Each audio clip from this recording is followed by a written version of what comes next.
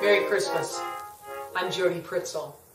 When I published Immigrants, Ornaments, and Legacies, the story of American-made glass Christmas ornaments, I thought I was done talking about Christmas ornaments. But thanks to readers and watchers like you, I'm going to keep going, talking about American-made glass Christmas ornaments and Christmas ornaments. I've uploaded the Shiny Brite newspaper advertisements and also the 1959 George Franke catalog to my website, booksbyjody.com. You can also email me your questions there, and I'll be glad to answer anything that you might want to know. Fancy reflectors. Oof. They've been around since Germany exported ornaments into the United States. On my tree here today, I've put some fancy German reflectors, all hand-painted. Oh, they're just marvelous. And then pre-war, Premier Glassworks got into the picture. But I'll tell you, it's kind of confusing how they called their ornaments. They called them reflector balls. So here is a Star Premier reflector ball. Kind of confusing, huh? Instead of a fancy. This is also a Premier reflector ball. The most popular one I bet you're going to find, though, is this one. It is a blue reflector ball by Premier Glassworks. A little bit of trivia.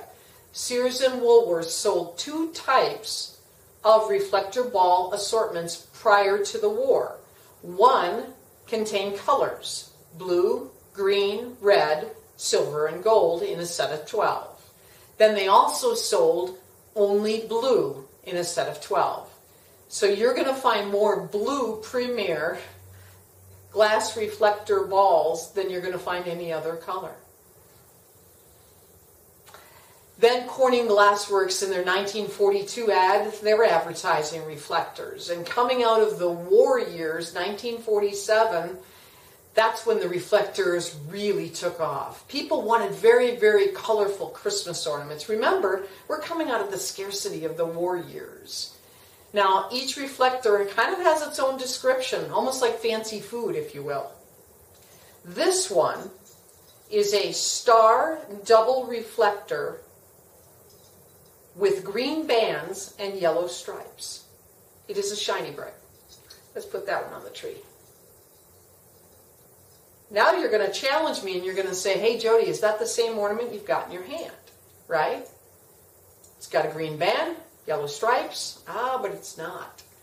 This is a Sunburst double reflector with a green band and yellow stripes. So there is a difference. I think you should go take a look in your own ornament collection and see.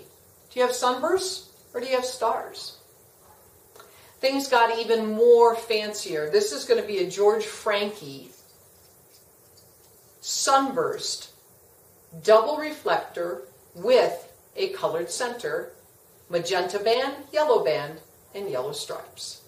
So the colored center, and then you're going to see later on there's what's called a multi-colored center. Mica. I get some questions about mica often. Germany used mica when they were exporting to the United States. The proper term is frosted. I can't help but think about Matthew McConaughey and the diamonds and How to Lose a Guy in 10 Days, but he talked about frosting of diamonds. This is a frosted, Shiny Brite, star, double reflector with magenta green stripes. I think that is an awfully pretty ornament. Let's put that one in the front. Shapes. Reflectors got even fancier, though, with new shapes. This is a oval double reflector, magenta band, white stripes, Shiny Brites. That is a super cool ornament. I like the shapes, you know, that is pretty fancy.